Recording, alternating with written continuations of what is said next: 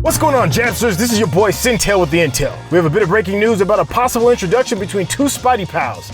We're talking Venom and Spider-Man. And we also have a couple of things to say about another Sony upgrade. But before we get started, make sure you hit the subscription button, click the bell icon for up-to-date news breaks, and give us a well-placed thumbs up. Let's get started. We have some interesting news concerning a possible meet and greet with two of my favorite characters, Venom and Spider-Man. Let's just say the last time I saw him in Spider-Man 3, I left the theater with a bad taste in my mouth. When I heard the movie was going to be a solo film without Spider-Man, I flat out thought Sony had lost their minds. How in the hell are you going to do an entire film about a beloved Spider-Man villain without Spider-Man in it? Little did we all know that Sony Pictures had big plans regarding all of their Marvel properties. It didn't matter what fans thought or what I thought because Sony Pictures went ahead and made the film anyways. To the surprise of many, despite the lukewarm reviews, the film was very successful. We're talking $213 million domestically and $855 million worldwide.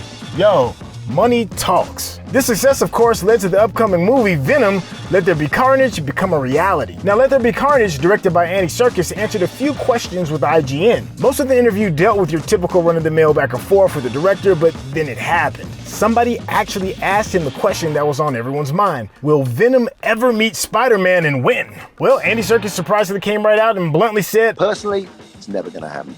I'm only joking. Of course it's going to happen. Well, I'll be damned. I can't say I wasn't expecting that. I mean, in a world where Marvel pretty much locks down everything in and out of his collective properties, I never would have imagined he would just flat out and say it. I'm getting ahead of myself. Let's rewind back to the beginning. This is, and I quote from Andy, "Look, that's the question that's on everybody's lips. They want to know if Venom is going to be Spider-Man. But personally, it's never going to happen."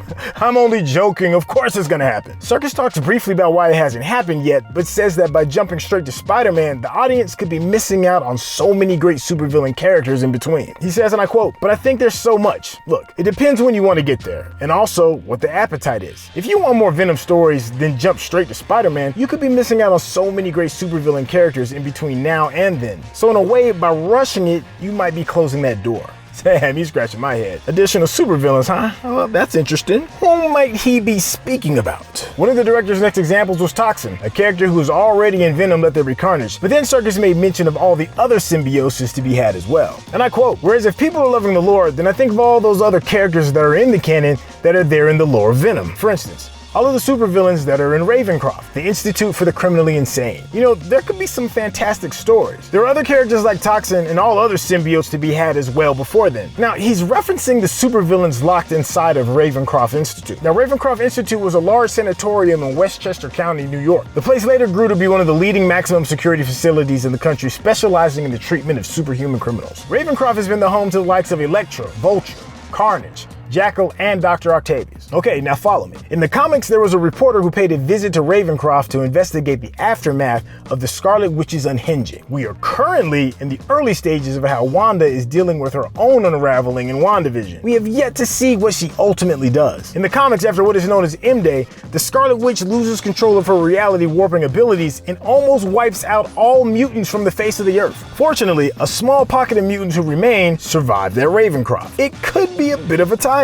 Now, I'm not saying a Sony property is going to piggyback directly off the efforts of the Marvel MCU, but I am pointing out the fact that the MCU hasn't introduced mutants to the worlds as of yet, and we already have a director suggesting people to wait for the story to unfold more, a story that he considers worthy of notice at Ravencroft. A Ravencroft that may be introduced into the timeline after Spider-Man No Way Home, or after the events of the MCU's Multiverse of Madness, or after Wanda's unhinging. In closing the subject, Serkis says that by rushing to Spider-Man, they'll be sacrificing all of that stuff. He says, and I quote, "But point taken, yes, everybody wants to see Venom fight Spider-Man. And his appetite, how much people want, they'll be sacrificing all of that stuff if they want to rush straight to that." It seems strange to hear Serkis say that it would be jumping the gun to go straight to Spider-Man. It's quite the reverse, actually. In the comics, Venom is a direct result of the symbiote having had the connection to Spider-Man. So really making the Venom film in the first place was jumping the gun, seeing as how there wasn't a web slinger in sight. The same goes for all the other symbiosis that Serkis mentions, including Carnage, who is the main antagonist in the next film. They have all first and foremost been villains of Peter Parker's Spider-Man before they were Venoms, though, of course, Eddie Brock's original symbiote shares the hatred for Carnage and his resulting lineage. All of this could be a result of the universes colliding on one another in No Way Home. I'm very curious how the MCU's tie-in will be considered with Sony's Spider-Verse. Despite all of that, it is what it is, well, at least for now. It'll still be plenty exciting when the moment finally comes where the world sees Tom Holland's Spider-Man face off against Tom Hardy's Venom. Until that that moment arrives, fans can look forward to Venom Let There Be Carnage when it releases on October 1st later this year. Speaking of Sony products, people are still buzzing about that much anticipated sequel to the Spider-Man game. PlayStation's own Spider-Man 2 featuring Miles Morales that is scheduled to be released in 2023. There's only one problem. Will you have enough space on your PlayStation 5's hard drive to actually play it? The PS5 is getting a slew of new features and a massive software update set to go live around the world today. 3D audio support for built-in TV speakers and M.2 SSD storage expansions are the big additions. This update will finally let PlayStation 5 owners access games and media directly off the M.2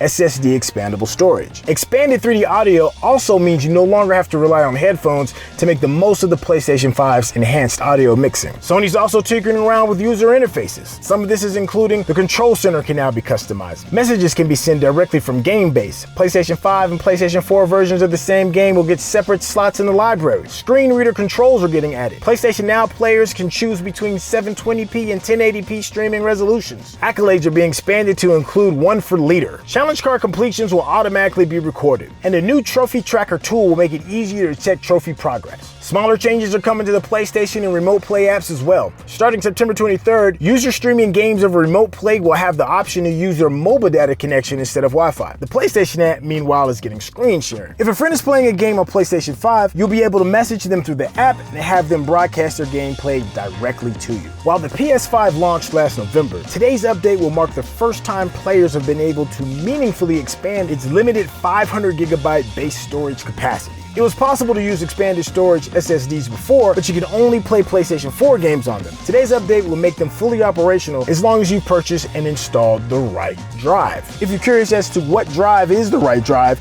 Sony previously released in-depth directions, including specifications to compare. While it certainly would have been nice for the full 3D audio and SSD support to have been available at launch, but at least both have arrived in time for the fall releases. Just think, now if you spend $200 doubling your PlayStation 5 storage, you just might be able to fit both Call of Duty Vanguard and Warzone on the same console. Heaven forbid. Yeah, I know it's a little bittersweet, but it's better than nothing. I'm officially done breaking your brain. That's the scoop for the day. Thank you for hanging out. Make sure you hit that subscribe button and click the bell icon to receive up-to-the-minute updates. There's also a nifty little thumbs up button that you can hit as well. This is SYNTELL with the Intel, and I'll see you tomorrow.